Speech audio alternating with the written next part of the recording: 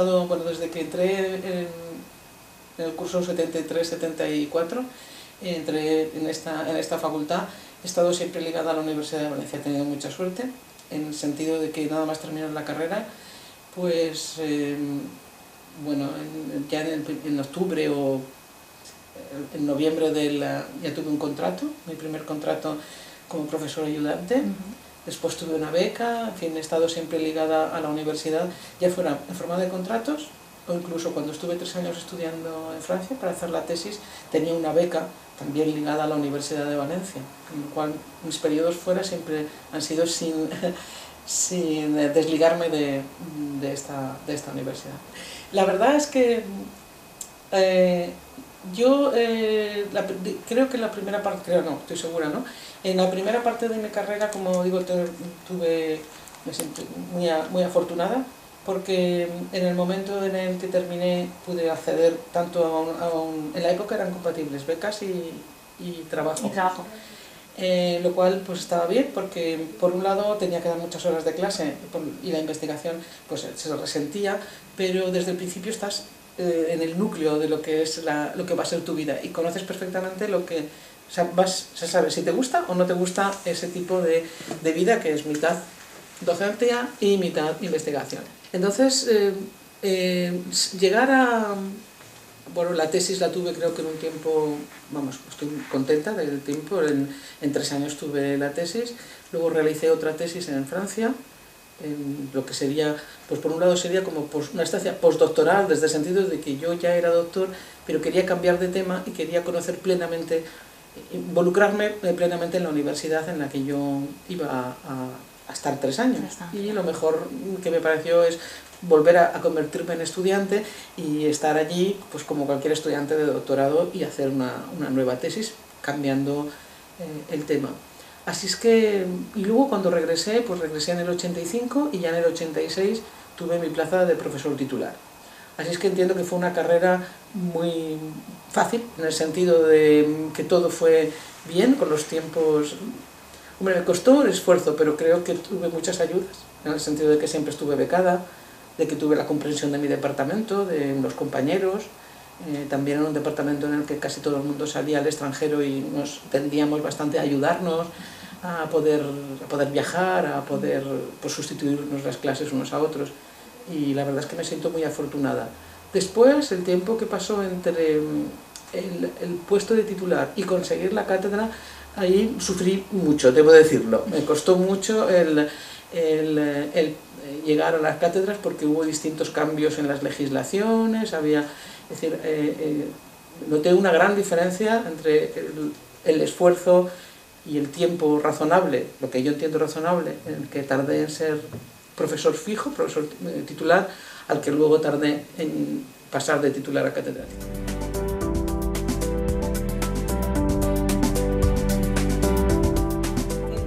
En la facultad la verdad es que yo he estado más bien en comisiones, no he tenido cargos, digamos, lo que se llaman unipersonales, pero desde luego siempre he participado en las comisiones que yo formo parte de un departamento pequeño. Eso quiere decir que desde muy al principio, pues a lo mejor, quizá el primer año ya, fui representante de lo que se llamaban entonces PNNs, ¿no? Los profesores no numerarios en la Junta de Centro.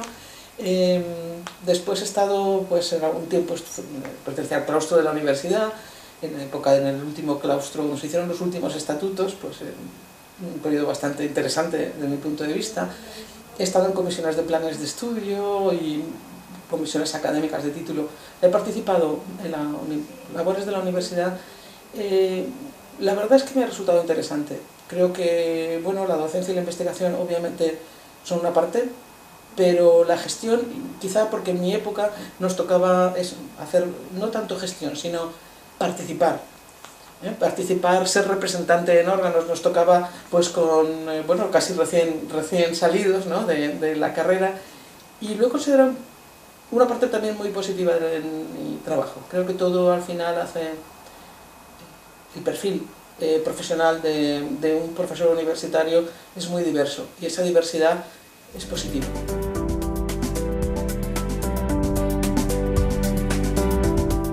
A ver, yo cuando entré en la carrera, en matemáticas en concreto, un tercio éramos estudiantes. Mujeres. Aproximadamente, a lo largo de toda la carrera. Y también a la hora de titularnos. Sí, o sea, no hubo una disminución del porcentaje entre más o menos todos los cursos y éramos como un tercio. Y lo que es cierto es que, pero yo creo que esto es muy especial de mi promoción, porque yo fui una primera promoción de un plan nuevo. El plan que comenzó en el 73, que de hecho empezamos en el 74 por razones políticas, pues era un plan nuevo y quizá por eso, quizá por el mundo, hay muchos de mis compañeros, de los que terminamos, y compañeras, que estamos en la universidad. Es un porcentaje muy superior al de otras promociones. Entonces, también entre los compañeros que estamos en la universidad, de esta promoción, pues también hay muchas compañeras que están en la facultad. Que se han quedado. O sea que sí, no tuve una sensación de estar en un grupo minoritario. Éramos menos, pero no extremadamente minoritario. Entre las profesoras ya es diferente, porque no había tantas profesoras. Claro, la mayoría eran profesoras. Que había algunas más jóvenes, pero esencialmente en mi facultad, pues de los catedráticos clásicos no hay ninguna. No, tardó mucho en haber una catedrática.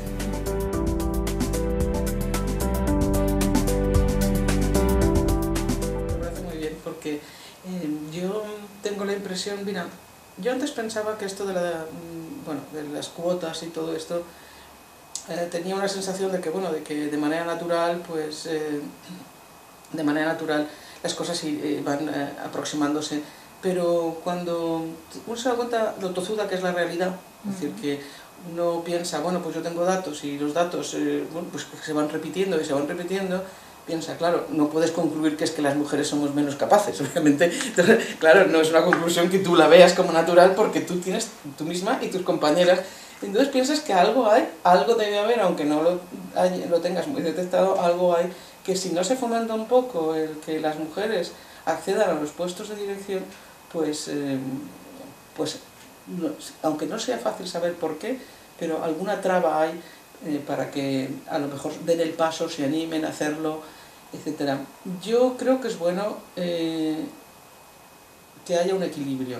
También es cierto que si en un centro hay muy pocos profesores, pongamos por caso que está desequilibrado, y pretender que el equipo de gobierno esté equilibrado puede ser una carga excesiva para las mujeres que están en ese centro. Porque yo entiendo que hay que ser un poquito flexibles. Es decir, la norma está bien, pero hay momentos en los que dices, es que si yo lo digo por experiencia, un poco por experiencia negativa que he tenido en los últimos años, por el equilibrio necesario en las oposiciones, en los tribunales, en las comisiones. Desde luego tiene algo positivo, y es que piensen en ti. O sea, está claro que en todas las universidades ahora tienen la lista de las catedráticas del área, pero yo estoy en un área en el que somos muy pocas. Quiere decir que prácticamente entre titulares y suplentes hemos estado en todas las oposiciones. Claro, si en un año tienes 4 o 5 salidas de oposición, al final tu carrera también se resiente. Entonces está bien, y esencialmente yo entiendo que casi todas las áreas es positivo. Imaginemos que hay un 30%, con un 30% ya se puede muy fácilmente hacer tribunales paritarios, pero con un porcentaje muy pequeño, como ocurre en nuestra área, pues estamos un poquito sobrecargadas. Por otro lado, cuando lo haces yo nunca he dicho que no, a veces decía, la próxima vez, pero lo haces con ganas, porque piensas, estoy aquí, no estoy yo, estoy por algo, estoy trabajando más de lo que me correspondería por una buena causa. Pero creo que hay que ser cuidadoso, ser flexible. Una tendencia es muy importante y sobre todo también hay que darse cuenta que hay muchas áreas que están desequilibradas al revés, o sea, que están feminizadas, y esas también hay que reequilibrar. Tan malo es una cosa como la contraria. La sociedad es plural, y esa pluralidad y ese equilibrio hombre-mujer, pero me refiero a otras facetas también, debía traducirse de manera natural en todos los ámbitos. Y todo lo que no sea esa traducción del equilibrio, pues causa problemas a la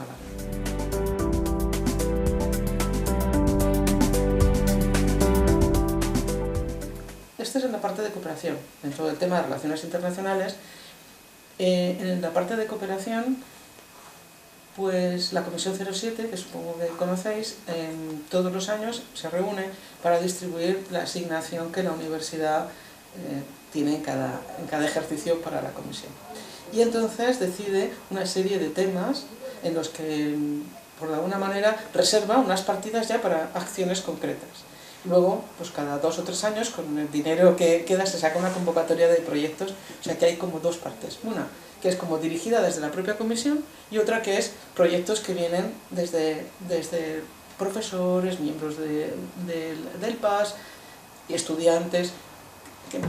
Entonces, desde el punto de vista de la parte esta dirigida, en la que siempre todos los años reservamos una cantidad, hay un programa que de hecho ya estaba cuando yo llegué, o sea que no he hecho más que intentar mantenerlo y fomentarlo en la medida de lo posible, dadas las circunstancias, que se trata de, en el máster que hay de género, de estudios de género, que en principio no tendría por qué ser un máster de cooperación, es de estudios de género, pues ahí lo que hemos hecho es apartar pues del orden de 6-7 becas, es que depende de los años porque depende del coste de la matrícula, tenemos una cierta cantidad y hasta donde llegamos.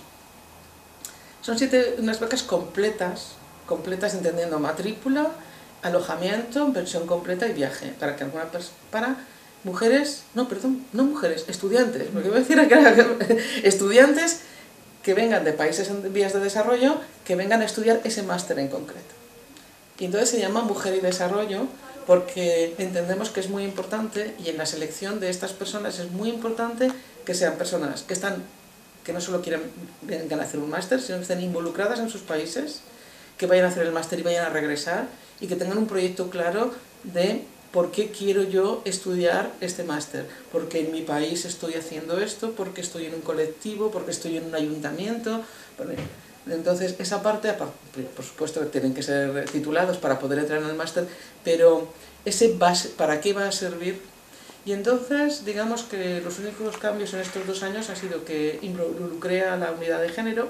Me pareció que, aunque fuera de una manera simbólica, pues me gustaba, quería que la unidad de género participara, y bueno, hablé en su día, claro, con Olga, y luego Carmen, pues obviamente.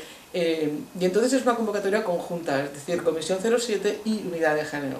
En fin, es una visualización que yo entiendo que, bueno, pues es importante, aunque la cantidad no sea demasiado grande. Y otra cosa que este año me ha parecido muy significativa, porque yo siempre he sido bastante defensora de esto, es que ha habido un estudiante parón que ha cedido. ¿Por qué? Pues porque lo que presentaba como proyecto era realmente interesante. Y bueno, a mí esto me gusta porque yo he sido presidenta de la Real Sociedad Matemática Española. Quizá por ser una área de ciencias, las sociedades científicas, casi todas las sociedades científicas tienen unas comisiones o unos grupos de trabajo, según los casos, dedicados a cuestiones de género.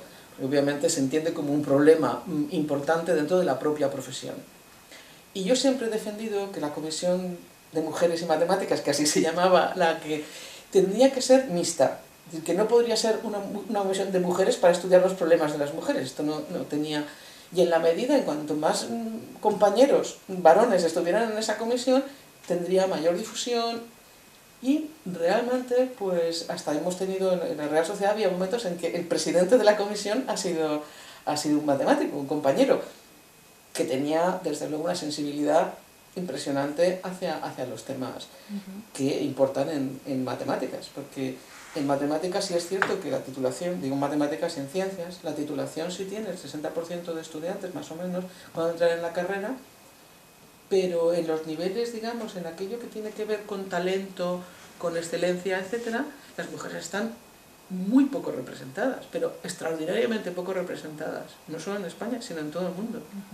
Entonces hay un problema, algo absolutamente, será comprensible, por supuesto, y se intentan hacer trabajos, pero en programas del tipo Olimpiada Matemática, para que haya alguna vez en los equipos de 6 que van a la Olimpiada Internacional alguna mujer, alguna chica, esto es dificilísimo.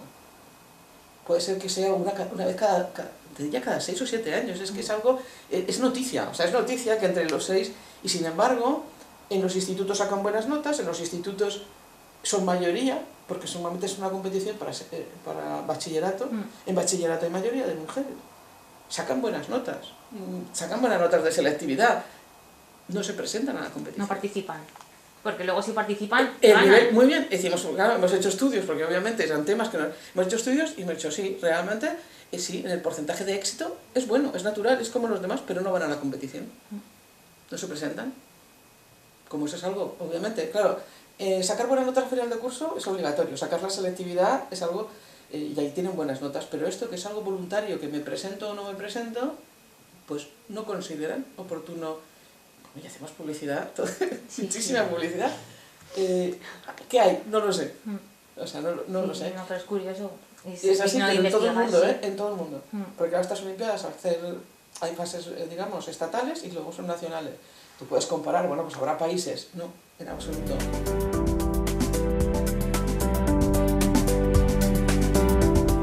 Bueno, yo personalmente no tengo hijos, entonces no he tenido esa necesidad de conciliar. Lo que sí es cierto es que mi vida personal no ha sido independiente, es decir, he tenido que tomar decisiones en mi vida profesional que sí han dañado mi vida personal. No ha sido por la universidad y por el medio. Sí es cierto que el medio académico, el medio universitario, si uno quiere pues hacer trabajos de investigación importantes, estar a la última, no perder el tren, es bastante estresante y eso supone en muchos casos una renuncia importante, porque son trabajos muy obsesivos.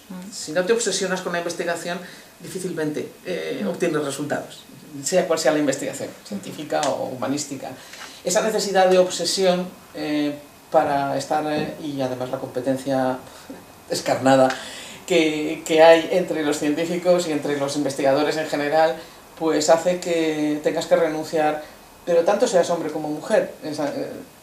Yo creo que la conciliación, estar en primera línea de investigación y atender bien a tu familia, seas un hombre, seas una mujer, quizá, porque yo lo he visto también, he visto sufrir a compañeros, he visto sufrir pues por no poder acceder a una plaza en un lugar donde era interesantísimo porque su familia no se podía trasladar y han puesto por delante a su familia, siendo varones. Entonces, creo que eso lo sufre tanto el hombre como la mujer, sobre todo el hombre que está concienciado, ¿no?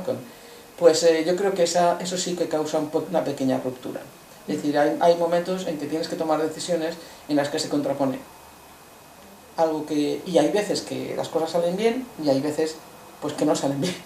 Pues hay veces que tomas decisiones y efectivamente tienen una repercusión en tu vida familiar, en tu vida personal.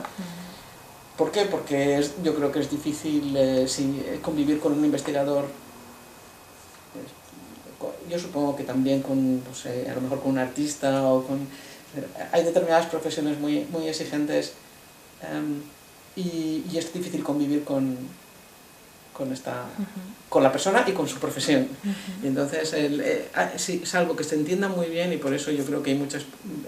se habla de endogamia, pero es una endogamia en el sentido de, pues son las personas que mejor entienden lo que tú estás haciendo, que mejor entienden que por delante de todo esté tu tesis y que la tesis, y que, bueno, o que tengas que condicionar la fecha de la boda a la lectura de tesis o a un congreso y ese tipo de cosas pues no siempre se entiende. Sí, pero yo creo que el problema viene de la sociedad que te rodea, no tanto de lo que dentro de la casa se intente ayudar y los compañeros, pero claro, hay momentos en los que yo he perdido a alguna estudiante,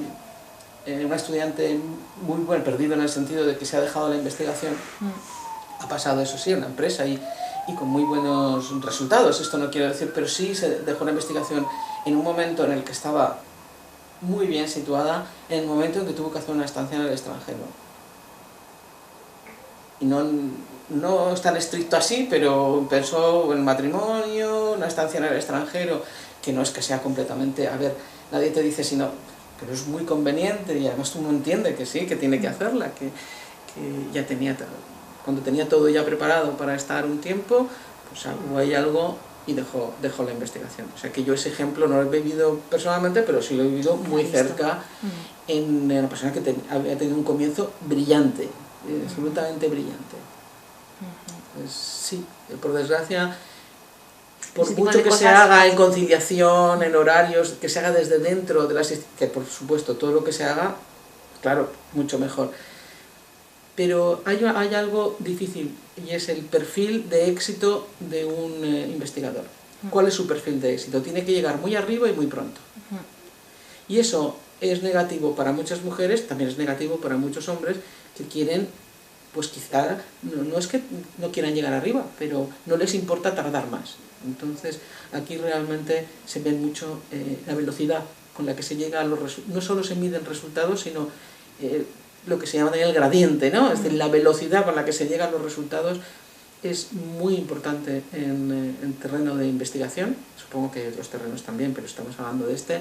Es muy importante, y mientras ese perfil de éxito no cambie, yo veo que las dificultades van a estar ahí. Las diferencias de sexo van a seguir siendo notables. Van a estar por decisiones personales que al final resulta que si perteneces, digamos, o tienes una visión de la vida, no voy a hablar de si eres mujer o eres un hombre con una visión de lo que quieres, son decisiones dolorosas que tienes que tomar, mientras que el que no tiene esa visión no tiene que tomar la decisión dolorosa, la toma simplemente, me conviene, allá voy. Y entonces para las mujeres se complica porque creo que hay una idea, y al menos en ciencia, de que lo que no hayas conseguido muy joven ya no lo consigues, que después ya mantienes, pero a veces las grandes... Entonces, la época en la que se supone que tú has de llegar a los grandes... situarte donde has de estar para que te vean, tener la visibilidad, coincide con la época, digamos, en que la mujer naturalmente se plantea pues el tener hijos, el tener un tipo de familia u otro. Mientras que con los hombres esto no sucede, porque perfectamente un varón puede pasarse hasta estos 35, 40 años dedicado obsesivamente a la investigación, y eso no impide para nada que una vez que esté completamente bien situado forme una familia, y eso es un problema social. O sea, eso en la universidad nadie le está poniendo ni pegas a uno. La cuestión es una mujer si espera a los 40, 45 años, ya estoy situada, ya tengo mi cátedra, ya tengo mi equipo, ya soy jefe de laboratorio, ya estoy en el top, ahora voy a girarme y voy a buscar a crear una familia, las dificultades son enormes. Y eso es algo, bueno, al menos es mi reflexión después de tantos años, es lo que más daño hace al... pues hoy hay legislación, lo que tú quieras, pero mientras no se cambie ese modelo de éxito, mientras no se diga a una persona que a los 40 no ha llegado, es que ya no llegará nunca, pues ya se va a quedar no va a llegar arriba, creo que va a estar mal. Y eso es aquí y es en todos los países.